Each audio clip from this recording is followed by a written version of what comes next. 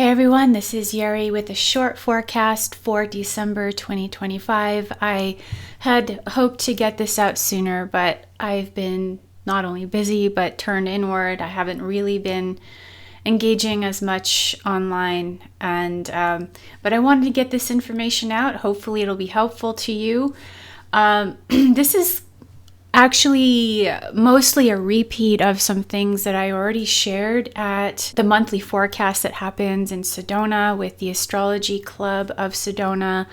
I shared this information that I tend to, I'll be doing monthly or at least every other month, and my segment is usually focused on medical astrology, well-being overall, and including the psychic aspect of wellness, because that is a big part of my work: psychic self-defense, empowerment, awareness, and well-being.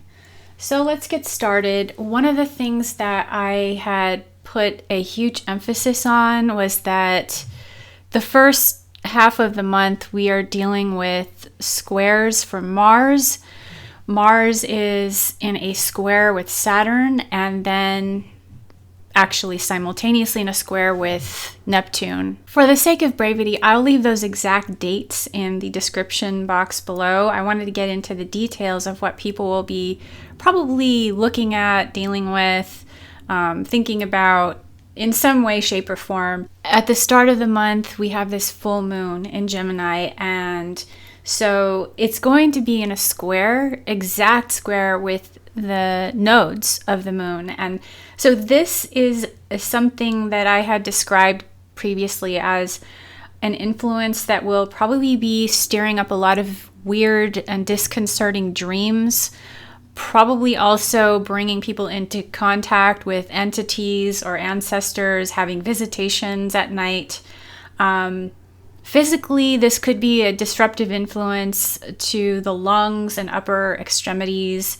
People might have stuck fluids in their lungs, pneumonia, things like that. It is that time of year, at least in the north. I'm not giving medical advice, by the way. This is all just my observation of some of the common influences that tend to be attributed to such influences.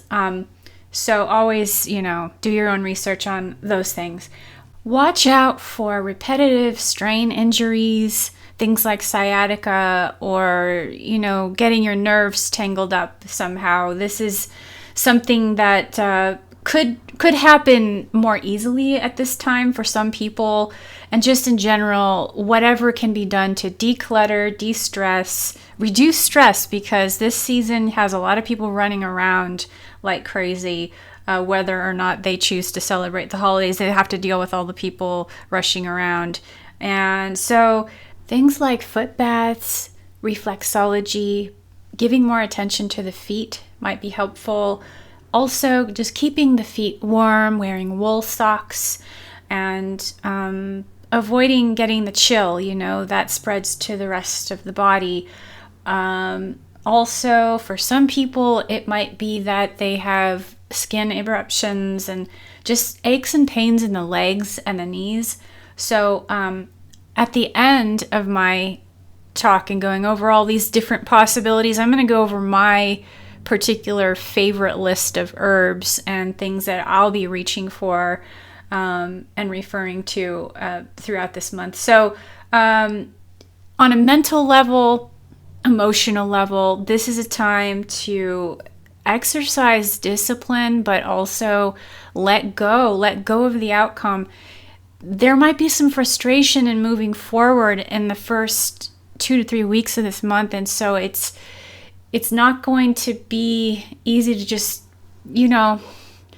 do everything the way you want it to do. We're coming out of the post shadow of Mercury retrograde, and these Mars squares, they can bring up a lot of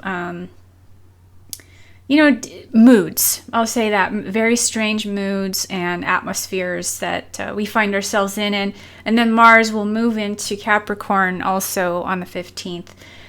We have a new moon later in the month on the 19th, and that's at the end of Sagittarius, 28 degrees. I would just really highlight that need for decompressing, reducing stress, and watching out for like dislocation of certain muscles or body parts, because the influences happening right now can lead to that. Plus, they can also lead to just misunderstandings with people. So if you're not careful, or talking too fast, or missing the point, or there could be, for some people, misplaced anger and lots of little things that add up to explosive moments that could be avoided if we just take a step back, take a deep breath, pause, listen and do. So do stretch if you have anyone that can give you a massage, or if you can just, I know it's harder to just stretch when it's cold, but just keep the circulation going is a good idea. Posture. Remember breathing. Remember when we're hunched over, like so many people are these days, looking at their devices, remember to, get that posture upright, and the neck and the spine are what move the energy throughout our whole entire system. This is very important to pay attention to this month. Okay, I think I got that out of the way. So here are the things that I like. Again, this is not medical advice or anything like that. These are my particular, herbs of choice. My particular herbs and supplements of choice for this month, I would say nettles as a tea or a poultice if necessary. I would also say castor oil packs can be helpful when placed over certain body parts or even organs like the liver to help draw out toxins or inflammation. For facial, inflammation or whatever, I would choose things like cucumbers, things that are cooling, things that are any face masks that are cooling and moisturizing. And essential oils, I would reach for the uplifting and the clarifying. So I'm thinking bergamot that's like a good mood, also anti-anxiety type of, aroma. And then eucalyptus, which is very clarifying and can help with taking a deeper breath. And for the nighttime weird stuff, angelica, also drinking a hot cup of thyme tea. If you grow thyme in your garden, just, take a few sprigs of that and put it in some hot water. And that is a very old folk remedy for avoiding nightmares. And it's also one of those herbs that is protection against psychic attack.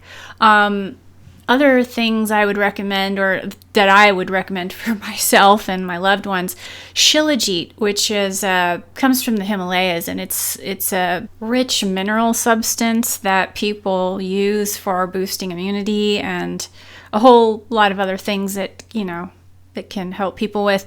Other things I would do for myself include like a B complex or B12 at least, valerian, maybe for sleep, and GABA, which helps, calm down the mind when it's active on overdrive.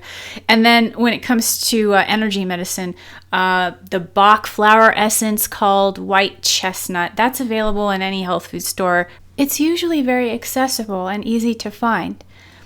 Okay, so the other things that I am going to be looking at, maybe taking for myself, chickweed, which is a very cooling herb ruled by the moon. It helps move the lymphatic system.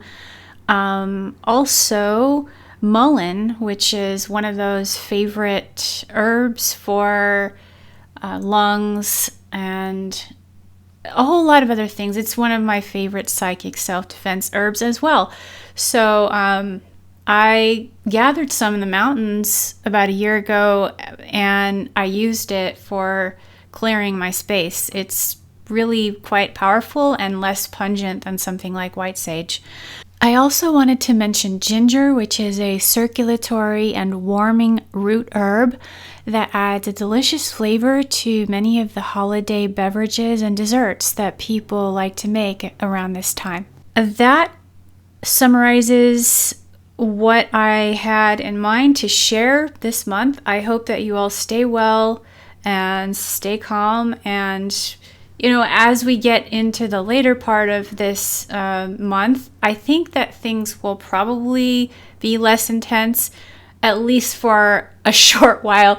And then we are going into another year that is filled with radical change. I could say more about all of the crazy stuff, but I'm just going to save that for another time.